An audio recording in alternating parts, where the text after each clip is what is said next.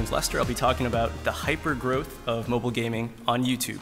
So when people have conversations around mobile gaming, they often talk about the amount of users, the amount of revenue generated, but rarely do they talk about the amount of content that's actually consumed on video.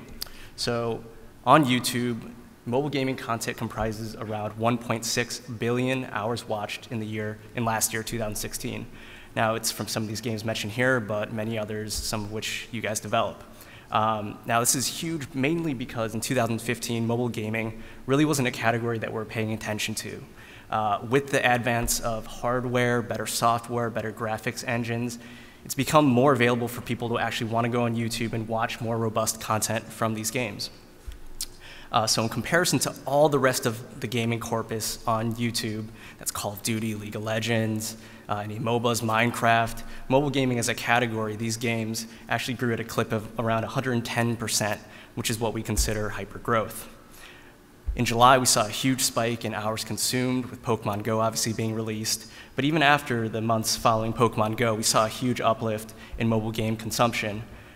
This is mainly aided by games such as Clash Royale, Pokemon Go, and two indie titles, Slither.io and Agar.io. We think that, as far as Clash Royale goes, Supercell has done a great job releasing content as far as card updates, balance and patch notes, which makes the game really sticky for audiences and the broadcasters of this game company to really produce more and more content for their audience. With the case with Pokemon Go, the game was just so explosive, with so many millions of registered users. Obviously, it was going to create a desire from audiences to want to watch, whether it's where the next Pokestop is, or someone falling into a lake, tripping over something, or whatever have you. And with Slither.io and Agar.io, these are both very simplistic games with high replayability.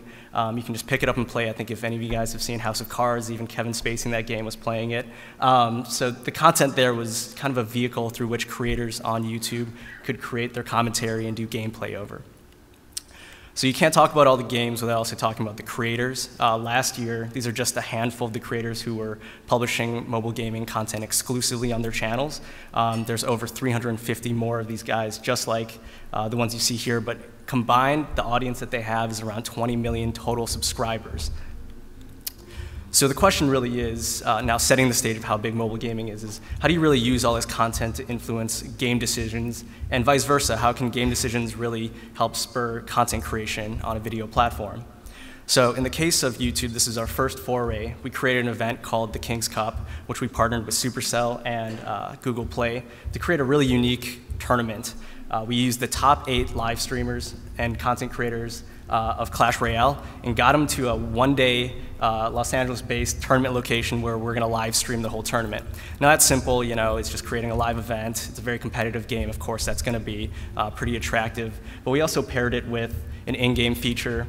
And this is the first time Supercell had released an in-game heavily discounted bundle of discounted chests and gems, as well as an in-game challenge mode. I think since now they've released 3 or 4 other game challenge modes, but this was the first one. And this is really influenced by the fact that we were producing and executing a live event that was big enough with as many creators as they have that really pushed them to create an in-game solution. So obviously, the chests and discounts was an awesome offer, but within the King's Cup Challenge itself, players at home during the live stream event could play with decks pre-selected from the top gamers, the top YouTubers, and the top pro players. So they kind of got to have a shared experience, and since this event was so big, there's also a sense of scarcity, right, where people want to tune in and watch this high-profile event, and also at home feel like they're a part of the experience. And when they're seeing the best decks being played at this tournament, they're also incentivized to, of course, buy cards and buy chests to play more. So this was a concept we kind of played around with. We really had no idea how this was going to do, just kind of producing and executing a concept like this. But at the end, we had around 63,000 people watching the live event, over 8.5, 9 million views generated on the video itself. We had Korean and English feeds. And yeah, the event was kind of an in-person one-day event where we invited, it was the most bizarre, call it esports competitive event, where there was 400 people in a room, all heads down, quiet for about 4 hours, just grinding out Clash Royale gameplay. I've been to a lot of gaming events, and that was by far the most eerie / surreal one. But it was amazing seeing so many people connected playing a mobile game in a physical location in one place. Imagine if all of you guys were all on your phones right now competing against one another. It was a really unique experience. On the left, we basically drummed up a lot of excitement by sending the creators special Clash Royale chess, which the top 8 creators, kind of Willy Wonka style, got invited to this tournament where they came. And these guys were kind of like the Iron Chefs of the whole broadcast, where the 300 people kind of had to face off in order to play against these guys in the finale. So in the end, there was one winner. It was a very unique idea that we just wanted to prove out a concept. As far as YouTube gaming go, we saw a huge amount of uplift of people downloading the app and activating with YouTube gaming. For the publisher as well as Google Play, we saw a huge multiplier on day of revenues.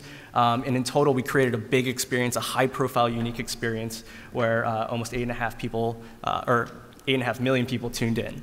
So kind of the recipes for success that we learned here was really using influencers. I'm sure none of you guys are new to leveraging influencers, but really tying that to kind of a triangle where you create a live opportunity where there's a high-profile event where it's so exciting and everyone wants to watch this one event, and also tie that to a live ops opportunity where people, the millions of registered users at home can also participate. They can, whether it's purchasing or downloading in-game content, and also having the ability to play a challenge mode, much like what they can see on the YouTube content. It really created an ecosystem where it was really sticky and really attractive to both the audiences, Google Play, and the game publisher. So up next is Dan. Thank you so much for your time.